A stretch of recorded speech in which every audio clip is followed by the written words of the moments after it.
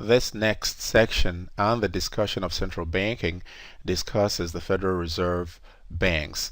And as you can see here in this picture, there are 12 Federal Reserve districts, and each district has a main reserve bank denoted here in blue dots, as you can see, and at least one branch office in each district. So the branch offices are those denoted in dark in black dots. Now, the district banks are actually part private and part public. They are part public because they are created by the federal government as part of the Federal Reserve Act of 1913, and they are part private because they are owned by the commercial banks in the respective districts who own stock in the district bank, and for their stock ownership they do receive annual dividend of, I believe it is 6%. And each of these district banks has 9 directors, as I mentioned in the earlier presentation. The member banks within each district elect 6 directors, and the remaining 3 are appointed by the Board of Governors that again is headquartered here in Washington, D.C. The directors then appoint the president of the district bank. However, that appointment is subject to the approval of, again, the Board of Governors. These directors that serve each Federal Reserve District Bank are really professional bankers, business leaders, and public interest leaders. And they generally try to get 3 individuals from each of these 3 groups that I mentioned. Again, observe that Alaska and Hawaii, which are not in the continental United States, are part of the 12th district, headquartered here in San Francisco.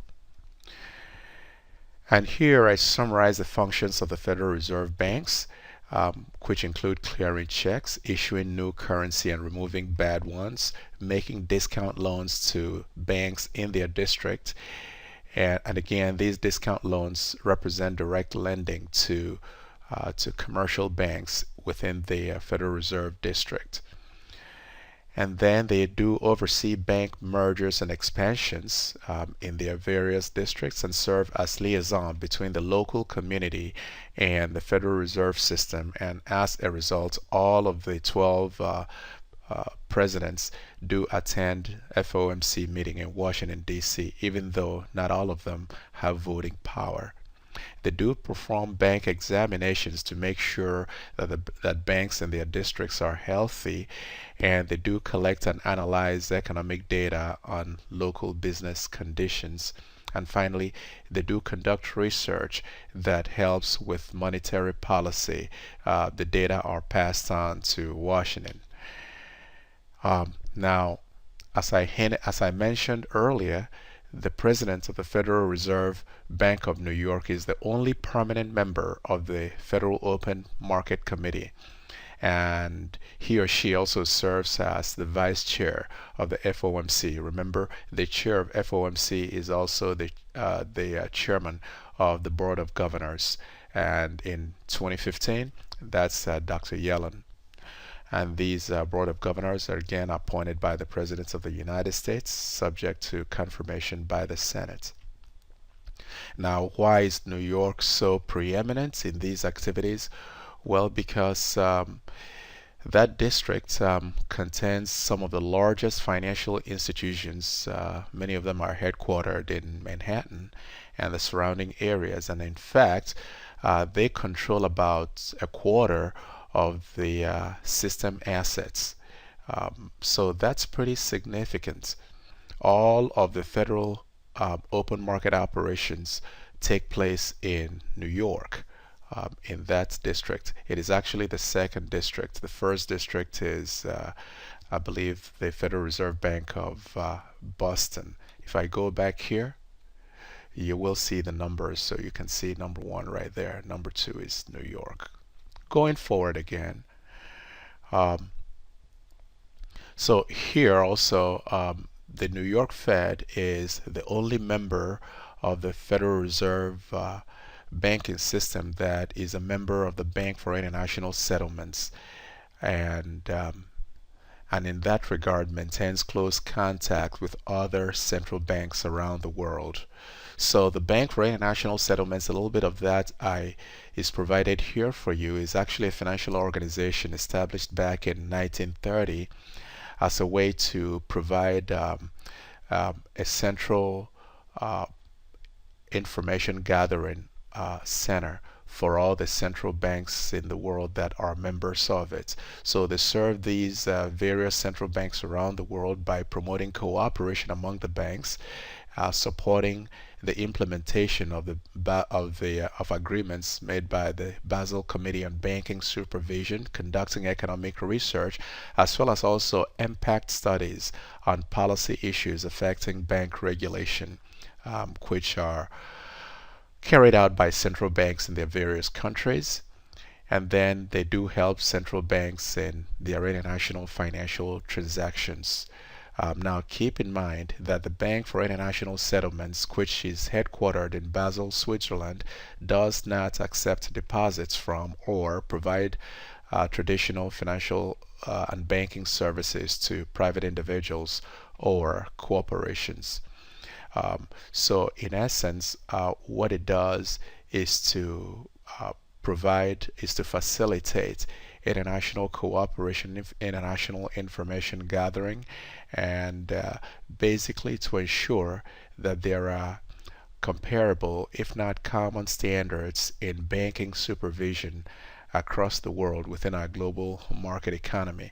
And actually, if I may pause here for a quick second, um, there you might want to visit the website for the Bank for International Settlements to learn a little bit more about what it does.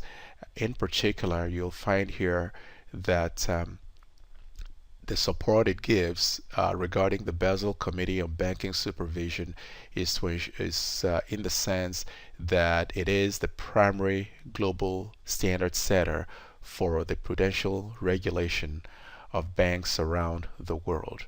So it does make helpful recommendations, and here is another site that describes what the Basel Committee on Banking Supervision does. So these two links are contained in this presentation, as you see right there. Continuing though, we do have the Federal Advisory Council as part of the Federal Reserve System, a group of 12 banking executives, one from each Federal Reserve district, and what they do is to advise the Board of Governors on the state of the banking industry and money supply from their various districts. Now, going down here, the members, they do meet with the Board of Governors at least 4 times a year to make recommendations. However, keep in mind that the Federal Advisory Council has no real power, no policy making authority. And then we have the member banks, which are the commercial banks around the country. Now, in particular, all nationally chartered commercial banks are required to join the Fed. State chartered banks are not required. However, they would have to be regulated directly by their state banking commissions. They may elect to join the Fed if they want to. I note here, though, that only a few of them choose to be members of the Fed. By the way, the vast majority of banks in the United States are they are not members of the Federal Reserve System. Most of them are state chartered banks. However, less than 50% of all U.S. banks are national banks. Although they are national banks, they do control over 1/2 of total bank reserves. And so let the numbers not fool you. Majority of banks may not be members of the Federal Reserve System. However, those that are control over 50% of total bank reserves. And as I mentioned earlier, these member banks own stock in the Federal Reserve Bank to which they belong. and in return receive a 6% annual dividend. And there's actually a little story behind this, which I will tell you shortly.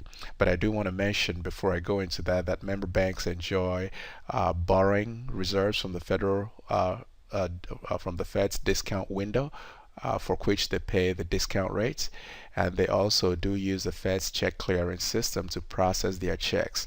Otherwise, they would have to go through a correspondent bank that would enable them clear their checks. But going here, a little bit of the situation with the member banks of the Federal Reserve System. Before 1980, only member banks were required to maintain reserves at the Fed.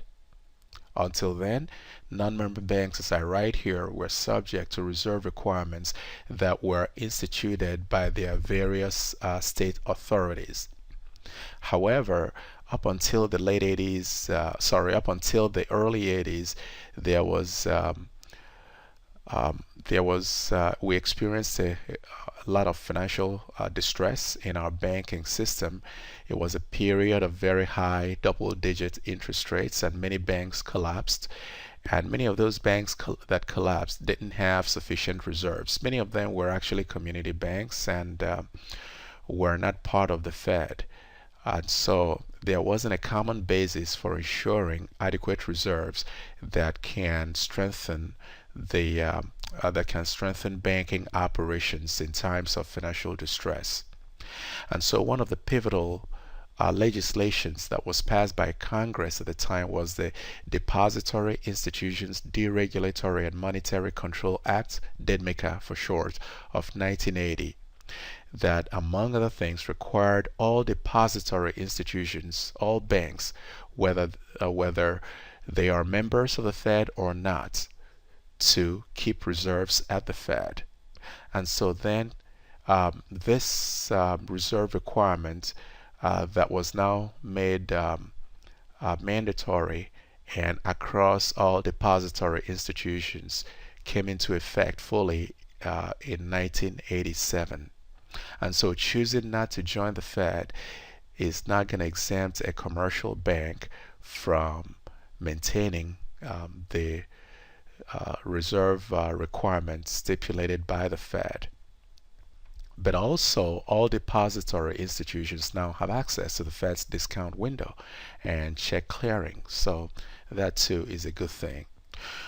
So what I've written here in blue should be of interest to you as to why it is that majority of banks, at least up until DEDMICA of 1980, chose not to be part of the Fed.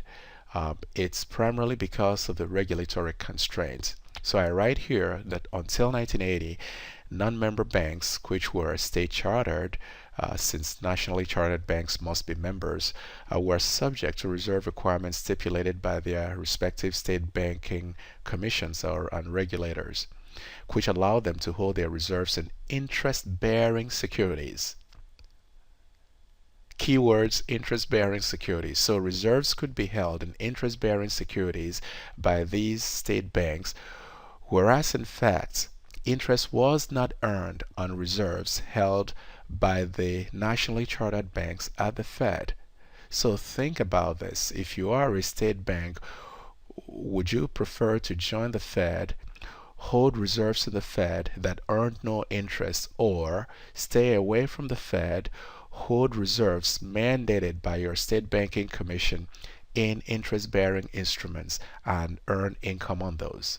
So quite naturally, the vast majority of these state banks chose to stay away. And in fact, like I mentioned earlier, in the early 80s, interest rates were so high that the opportunity cost of membership in the Fed was very high. And I actually write it here, so that it was costly to be a member of the Fed because as interest rates rose, as they did in the late 70s, early 80s, the opportunity cost of membership in the Federal Reserve System increased. And so it was better that you chose not to be a member of the Fed. That way, you can at least hold reserves in income generating assets. So, as a result, more and more state banks preferred not to be part of the Fed. So, by one, requiring all banks to now be part of the Fed reserve requirements and maintaining their reserves in the Fed, and secondly, paying them that dividend of 6% provides some compensation on their membership, on their stock ownership in the Federal Reserve System. And this wraps up the second section of the presentation.